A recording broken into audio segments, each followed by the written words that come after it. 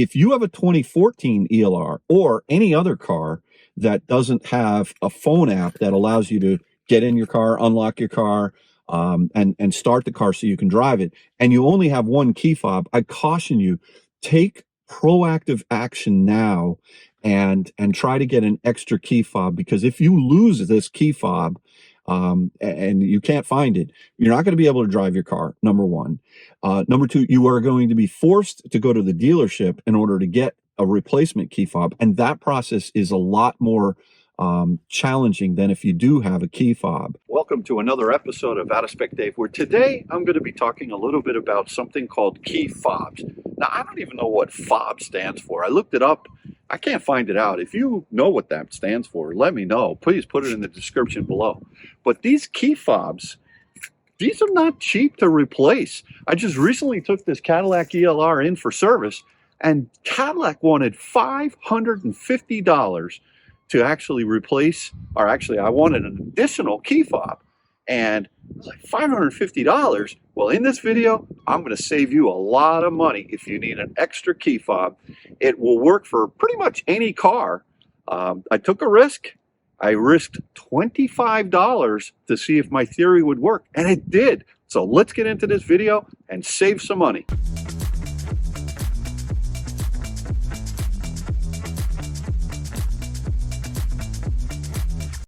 So for those of you who've been watching the channel, you'll know that this is my 2016 Cadillac ELR.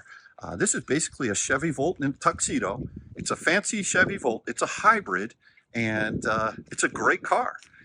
Very interesting car in terms of the technology that's built into it. When it was new, this car was roughly $65,000. They lowered the price by $10,000 from 2014 to 2016 because Cadillac just couldn't sell them. And in the theme and the theory of expensive things, the key fob for this car, which I only got one when I bought it, I paid 14 grand for this car, but I only have one key fob, so I said, let me get an extra key fob. $550 quote from Cadillac, and so that was just nuts. So hopefully what I'm going to be able to do is share with you in this video what I did, and whether or not this is specific for the Cadillac ELR or if it'll apply to other cars as well. It's worth checking this out, this idea. So anyway, check out that little sailboat right there. Caliente. That's what this car, it's hot. All right, so let's talk key fobs. Key fobs. You know, the ELR that I bought, this 2016, it came with this key fob, and you'll notice that it has a little metal key that if you pull out, you can see that it's cut, and that is the unique key. What's really interesting about this car is that on the doors, where you open the door, there's no place to put the key into the door, the manual key, in case, let's say, the 12-volt battery dies or something like that in the car. And so what you need to do is you need to go to the trunk and open up the trunk, and then from the trunk you actually have to pull this little plastic piece with a cable that then opens the doors. I'm thinking to myself, man, this is all like this is 2014 technology. There's no place to put a manual key in over here or over here. This is the button you push to unlock the car, but there's no place to use this manual key fob. So when you take this fob out, let me show you, you take this out, where do you put it? Well, the answer is you put it all the way back under here, and let me show you. This is the spot, right? That's the camera. And then this is the spot where you put it. And what you need to do is you need to place the key into this hole right here. Come on, baby. Start doing this with one hand. Okay, once you get it in there, then you need to turn it 1, 2, 3, 4, 5 times. I'm not going to do it because I don't want to put it in the mode. And then you put it into that learn mode, and then you put the fob on, you hit the gas and all, or hit the power button and all that. But what's really interesting is that if the power were to go out in this particular car, and this is unique to to the Cadillac ELR. Since there is no way to get into the car over there with the manual key, you need to unlock the car with the manual key right there. Then what you need to do is this little plastic thing right here. You need to pull this cord manually, and then it unlocks the car. I mean, that's pretty archaic if you ask me.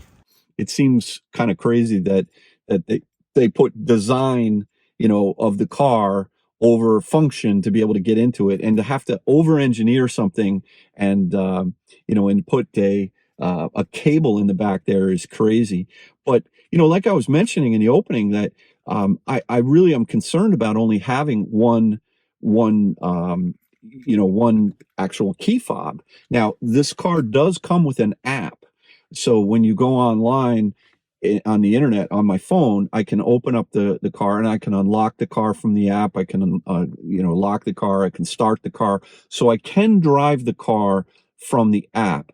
Now, if this was a 2014 ELR, 2014s only supported 3G, and the 2016s, which is what this car is, does support 4G. So all the cell companies have retired 3G. And so I was kind of blown away by the cost of replacing this key fob, because, you know, I'm a Tesla guy, as a lot of you know. We have 2 Teslas in the family, and you know, I just opened my car with the app, right? And if I want to give someone else the key to drive my car, I can email them or text them my key. I'm used to this sort of new world order of not having a key fob that I keep in my pocket or anything like that.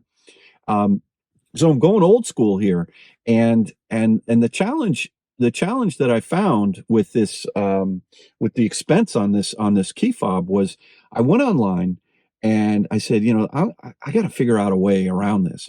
And so I typed in on Amazon.com Cadillac ELR key fob, and a whole bunch of, you know, aftermarket solutions came up. And just to back up for a second, when I was asking Cadillac why it costs so much, and they said, oh, the programming, it takes a lot to program this key fob, and you know, it's a lengthy process, and so they charge, I don't know if it's an hour or 2 hours worth of labor, and then the key fob itself, you know, that's a part, right? It's a GM OEM Cadillac part. Well, online on Amazon, I see, all right, this is crazy, right? This is the original OEM part where it's got the Cadillac label on the back, and this is the $25 key fob that I found on Amazon, and you'll notice that it has a spot for putting that logo on the back, but it's blank, because this key fob can be programmed to any number of vehicles, including the ELR. Now, I bought this one specifically online for where it said it was the ELR, and you'll notice that it does not have the key cut. Okay, and I understand that. So I just wanted to have an extra fob so I could get in the car, I could drive the car in case I lose this one.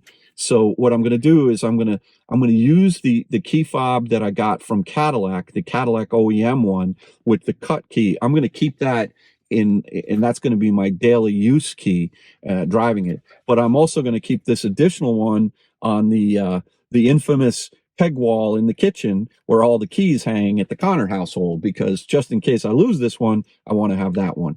Now, the process to actually reprogram this key, to program this key, the new one, I should say, the new one, it was a bit tricky, but once I got it, it was easy. What you need to do is you need to go into the back of the trunk, and because this is the only place where the key can go in. You got to unlock the trunk, and then you have to, this is wild, you got to twist the thing 5 times within 10 seconds. Then what you need to do is you need to take this fob and you need to put it in the cup holder. And once it's in the cup holder, then you push the power button on, then you open up the center console, and there's a little spot where you have to put the new key fob. Now, the new key fob has to be in a certain position. It can't be with the buttons up. It has to be with the buttons down, And then it has to be not this direction, it has to be this direction, which is crazy. And so I was like, well, where did I find all this out? Well, two places. One, the internet.